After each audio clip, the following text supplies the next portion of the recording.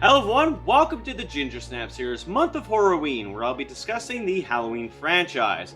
I am your host, Stephen Harold, and in today's video, I will be discussing Halloween Ends, which premiered today and was directed for the final time by David Gordon Green.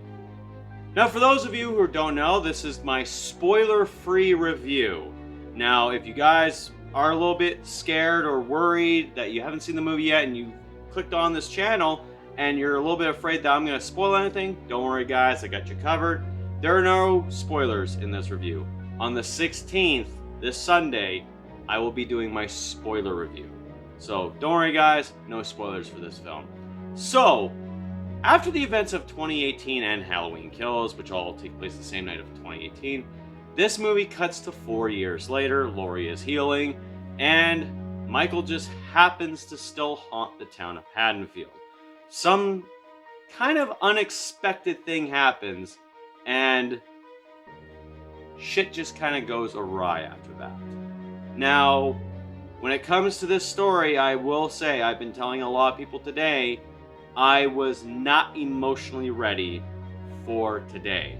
Because, as you guys know, I'm a big Halloween fan. I love the Halloween franchise. And when it comes to a movie which literally says Halloween ends, and being used to a Halloween movie coming out in October nowadays, it's pretty hard for me to get over the fact that now there's not going to be another one for a while. So guys, let's get into the review. Now, for when it comes to the story, it's very interesting. I know there's a lot of people with chatter online, a lot of people saying they don't like it, they just hate it, it's one of the worst. I get it, some people are a little bit passionate, but I honestly feel like that's just gonna have to tone down a little bit, especially when people sit there and say that Rob Zombie's Halloween 2 is better than this. Okay. Alright. Now, for this story, it is very interesting. With what they decide to do in this film is kind of something that maybe you never would have thought of. I know when it came to all the rumors of everything that was happening online, let's just say a lot of it's not quite true at all. What they do with this film is very unique in its own way, but still interesting. Is it odd? For sure, 100%. With this movie's story, it's something. It's going to be something that you have to kind of digest. And for those who actually watch it on Peacock, you might have to give it a watch a few times. For me, maybe another time, for sure. I know for Sunday, I'm going to be doing the spoiler review. I'm going to watch it again that night. Just to give more closure when it comes to the spoilers. But as for the story, I'm a little intrigued with it. For characters in this movie, of course, we do have Laurie, we do have Allison, we have Hawkins as well, and of course, Lindsay, who all these people survived after the events of Halloween Kills. We get to see a little bit of them. We see that Laurie has now kind of tried to live a normal life now. She's now realized that Michael Myers was never after her, and now and obviously has disappeared. So, yeah, it's kind of interesting to see where all these characters have gone. You do spend a little bit of time with only 2 of the characters, because a huge chunk of this movie is made pretty much focused on one new character, and we do spend a whole majority of the time on the movie with that character. Now, do I think it's a good thing that they do spend more time with this character? Absolutely, because you don't want to just get to know a new character on the last film and then they just like maybe die or something right off the bat. It's like, okay, why did we give a shit about this person? Some movies are guilty for that. This movie, at least, it was smart to do what they did. Now, for character-driven moments, there are a lot of them. This movie is very emotional when it comes to a lot of the characters. And that's going to be the thing that's going to be the main focus on this film, is emotional characters and their arcs. I know some people might not be interested in that when they watch a Halloween movie, but also remember, It's the last one. We saw a shit ton happen in 2018 and kills.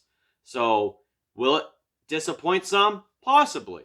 But just remember, it is the last one, and the characters get some sort of emotion for it, and it's well deserved. As for Michael Myers in this movie,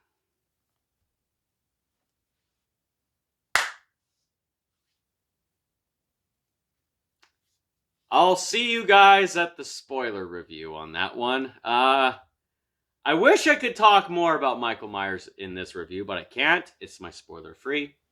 So there's not going to be much for Michael at this video for sure. But if I had to say one thing, it is definitely this.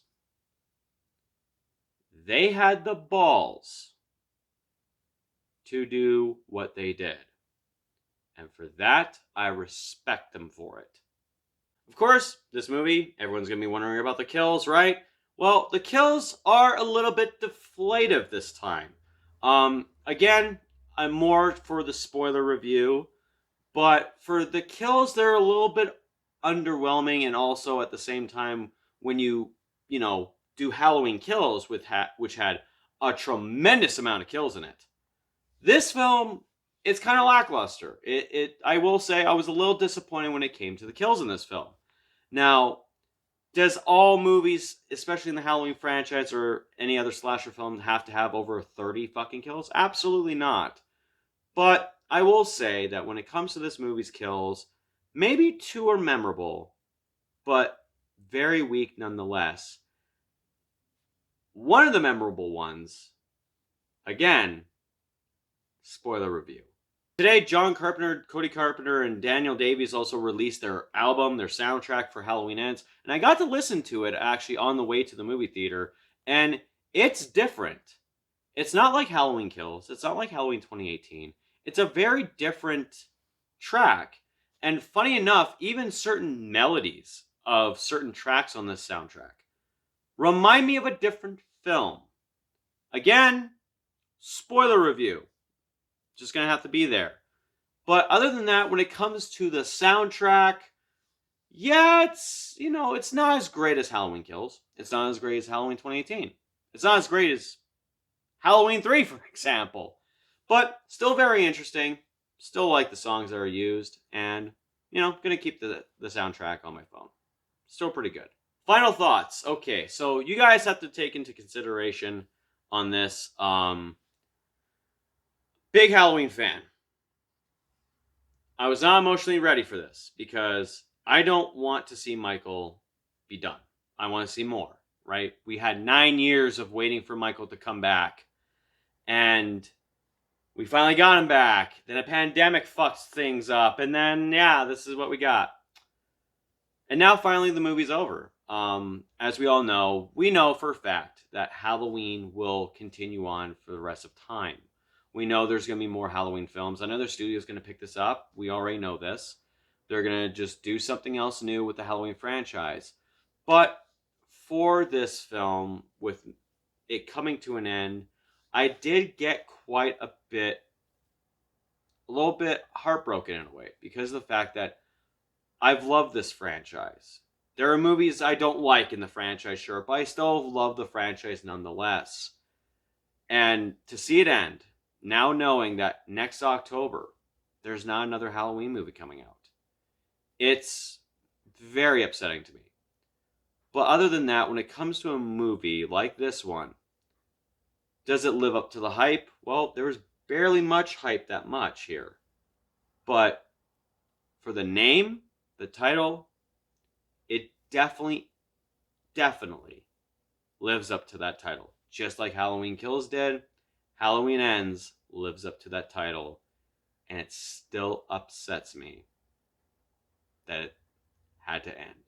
Okay, so we will do a rating, obviously. I will have my spoiler-free review, obviously, for a rating as well. And then when I do my spoiler review, that gives me time to maybe kind of flirt around with my rating, right? So for this movie, if I have to judge it by the rate, or judge it on how I saw it for the first time, interesting, Is it a show stealer? No. Is it the greatest thing I ever saw? No.